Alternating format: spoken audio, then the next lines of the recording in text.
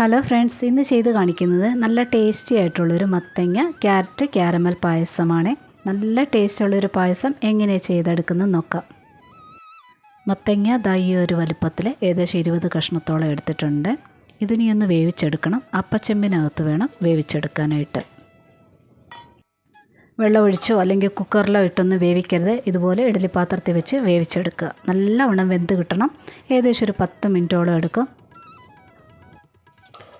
ഇത് നന്നായിട്ട് വെന്തിട്ടുണ്ട്. ഇതിലും കനം കുറച്ച് അരിഞ്ഞെടുക്കുകയാണെന്നുണ്ടെങ്കിൽ പെട്ടെന്ന് വെന്ത് കിട്ടും. ഇതൊന്ന് മാറ്റി വയ്ക്കുകയാണേ. ഇനി ഒരു ക്യാരമൽ തയ്യാറാക്കി എടുക്കണം. ഞാൻ എടുക്കുന്ന അളവിന് ഏകദേശം 1 തവി ഇല്ലെങ്കിൽ 1.25 തവി പഞ്ചസാര, അതിലോട്ട് ഒരു 1/2 തവി വെള്ളം കൂടെ ചേർത്തിട്ട് ഒന്ന് അലിയാൻ വേണ്ടി വെയിറ്റ് ചെയ്യുക. അലിഞ്ഞതിന് ശേഷം വേണം തവി വെച്ച് ഇളക്കാനായിട്ട്. ലോ ഫ്ലെയിമിൽ തന്നെ വേണം ചെയ്യാനായിട്ട്. കുറേശ്ശെയായിട്ട് ബ്രൗൺ ആകാനായിട്ട് തുടങ്ങും. ഇതുപോലെ ഒന്ന് പത പോലെ ഒന്ന് വരാൻ സ്റ്റാർട്ടാകുമ്പോഴേ ഗ്യാസ് അങ്ങ് ഓഫ് ചെയ്യുക. അതിനുശേഷം ഒരു തവി വെള്ളം ഒഴിച്ചിട്ട് നല്ലവണ്ണം ഒന്ന് മിക്സ് ചെയ്തെടുക്കണേ. കട്ട എന്തെങ്കിലും ഉണ്ടെങ്കിൽ അതങ്ങ് മാറിക്കോളും. വെള്ളം ഒഴിക്കുമ്പോൾ പ്രത്യേകം ശ്രദ്ധിക്കുക. അല്പം ഒന്ന് അകന്ന് നിന്നിട്ട് വേണം വെള്ളം ഒഴിക്കാനായിട്ട്. നല്ല ചൂടാണ്, തെറിക്കും.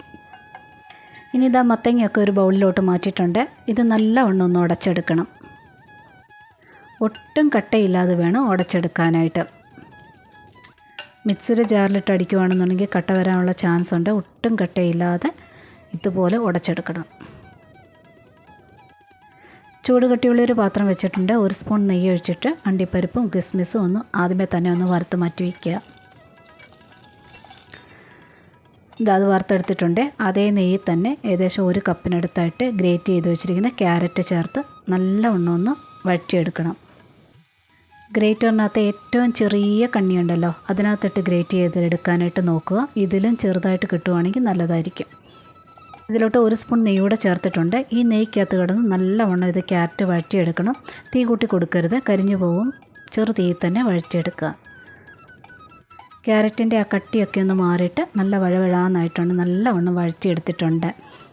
ഇനി ഇതിലോട്ട് ഉടച്ചു വച്ചിരിക്കുന്ന മത്തങ്ങ ചേർക്കുക. ഇങ്ങനെ ഇഡ്ഡലി പാത്രത്തിൽ വേവിച്ചത് കാരണം ഒട്ടും വെള്ളമയമില്ല. അതുകൊണ്ടാണ് വെള്ളം ഒഴിച്ചൊന്നും വേവിക്കരുതെന്ന് പറഞ്ഞത്. ഇനി ഇതിൽ നല്ലവണ്ണം ഒന്ന് മത്തങ്ങയോടെ ചേർത്തിട്ട് വഴറ്റിയെടുക്കണം. ഏകദേശം ഒരു 2-3 മിനിറ്റ് നേരം വേണ്ടി വരും.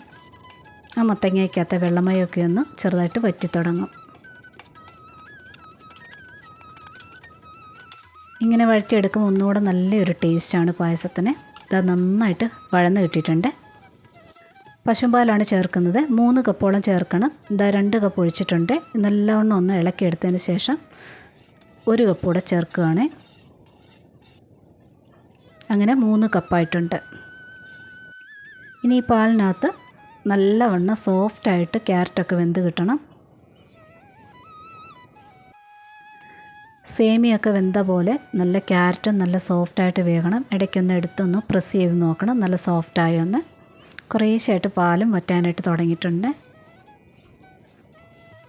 ഇനി ഇതിൽ മധുരം ചേർക്കണം. ക്യാരറ്റ് നല്ല സോഫ്റ്റായിട്ട് വെന്തതിന് ശേഷം വേണം മധുരം ചേർക്കാനായിട്ട്. 1.5 തവിയോളം ചേർക്കുന്നുണ്ട് പഞ്ചസാര.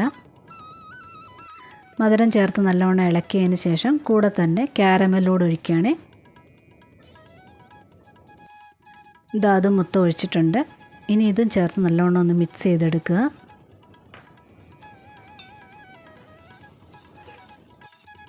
ഇനി ആ പായസത്തിന് കുറച്ച് കൊഴുപ്പും ഒരു ടേസ്റ്റ് കൂടെ വരാൻ വേണ്ടി 1 തവിയാണ് ചവ്വരി വേവിച്ചത് ചേർക്കുന്നത്. ചവ്വരി നല്ലവണ്ണം കഴുകി ഒരു അരമണിക്കൂർ നേരത്തേന് വെള്ളത്തിൽ കുതിർത്ത് വെച്ചതിന് ശേഷം ഏറെ വെള്ളം ഉപയോഗിച്ച് ഗ്ലാസ് പോലെ വരുന്നവരെ വേവിച്ചെടുത്തതാണ് ഇത്. ഇനി ഇതെല്ലാം നല്ലവണ്ണം ഒന്ന് മധുരം പിടിച്ച് വരണം. കുറച്ചുകൂടി ഒന്ന് വേവിച്ചെടുക്കണം. കുറേശ്ശായിട്ട് പാലും പറ്റാനായിട്ട് തുടങ്ങും. ഇതിൽ പാൽ ഒട്ടും പിരിഞ്ഞ് പോകത്തില്ല.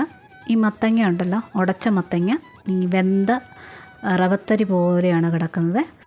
മത്തങ്ങ എന്ന് പറയത്തേയില്ല, നല്ല ടേസ്റ്റാണ്.